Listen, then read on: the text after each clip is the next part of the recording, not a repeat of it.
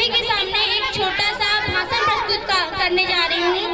तो भाषण प्रस्तुत करने से पहले मैं इसकी शुरुआत एक थोड़ी सी पंक्ति के साथ करना चाहूँगी। वो धन्य है वो माता जिसने ऐसा दूध पिलाया था, धन्य है वो माता जिसने ऐसा दूध पिलाया था।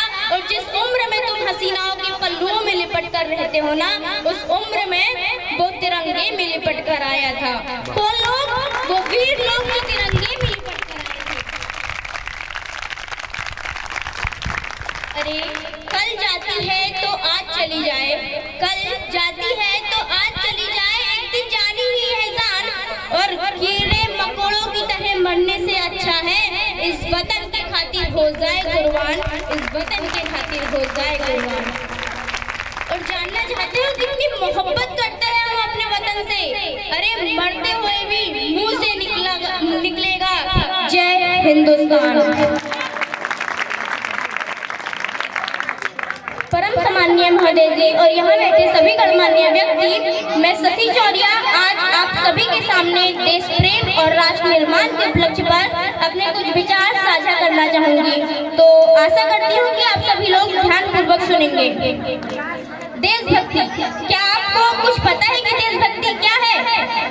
मैं नहीं मानती कि 52 राष्ट्रगान में 52 सेकंड के लिए खड़े होकर वंदे मातरम के नारे लगाना ही देशभक्ति है, बल्कि मेरे विचारों में अगर कोई व्यक्ति अपना काम पूरी लगन, ईमानदारी और मेहनत से करे ना, तो यही उसकी सच्ची देशभक्ति है।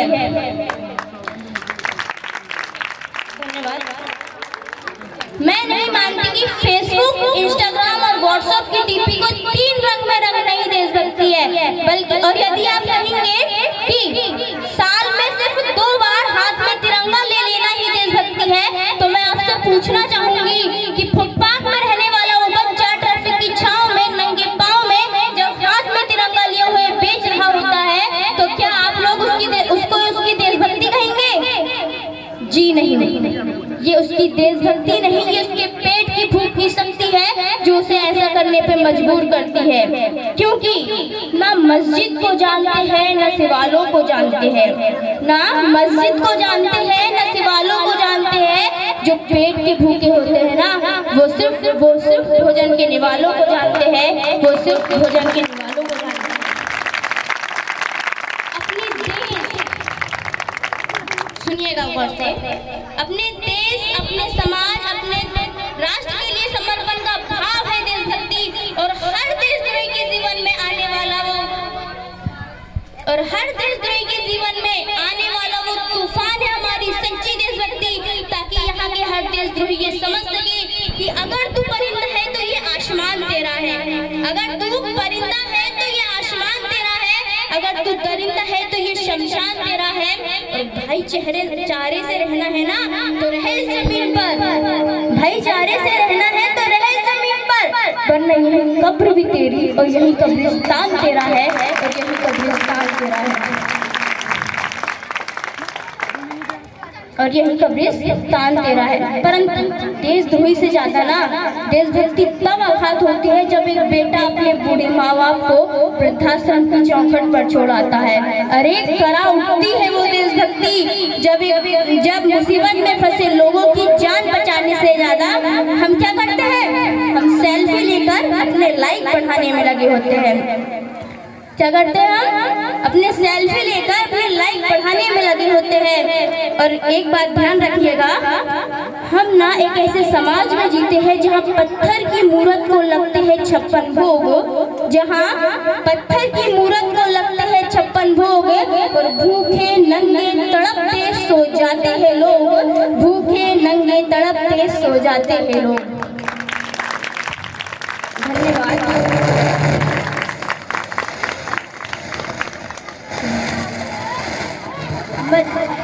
मजदूर को मजदूर समझिए, मजबूर नहीं। मजदूर को मजदूर समझिए, मजबूर नहीं। गरीब को काम दीजिए, दान नहीं। और अगर दान देने की इच्छुक है तो जीते जी रक्तदान दीजिए, और मरने के बाद उसको अंग दान देकर मरते हुए को जीवन दान दीजिए। यही सच्ची देशभक्ति और यही सच्चा राष्ट्र प्रेम है। ना सरकार मेरी है ना रब मेरा है, ना सरकार मेरी है या ना ये रब मेरा है, बस इतनी सी बात का गुरूर है मुझे कि मैं भारत की हूँ और ये भारत मेरा है और ये भारत मेरा है। परंतु एक वैचारिक बीमारी हमारे समाज में मुझे नजर आती है। कहा जाता है कि हम दुनिया के सबसे बड़े लोकतंत्र हैं, जहां हिंदू पैदा होते हैं, मुस्लिम, सिख और ईसाई भी पैदा होते हैं। परंतु अब बदकिस्मती है कि अब इंसान पैदा नहीं होते, इंसान पैदा नहीं होते। और मेरे विचारों में, अरे जरा सोच कर देखिए, यहाँ अगर ये पेड़ पौधे और शाखाएं भी परेशान हो जाएंगे अगर इस देश में हिंदू और मुसलमान हो जाएंगे। और मेरे विचारों में ना हिंदू की जरूरत है ना मुसलमान की जरूरत है, राष्ट्र निर्माण के लिए ना केवल अच्छे इंसान की जरूरत है, केवल अच्छे इंसान की जरूरत है। क्योंकि बड़ी बड़ी बातें नहीं, छोटी छोटी कोशिशें करनी होगी मेरे भाई, क्योंकि ठोकरें पहाड़ों से नहीं छोटे छोटे पत्थरों से लगा करती है। तो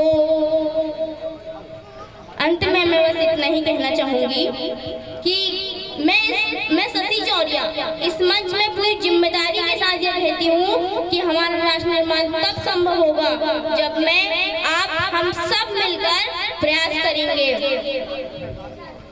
और अंत में मैं बस इतना ही कहना चाहूंगी कि मेरा भारत महान था, महान रहेगा, मेरा भारत महान था, महान रहेगा, होगा हौसला सबके दिलों में बुलंद, तो एक दिन पाकिस्तान भी जय हिंद कहेगा।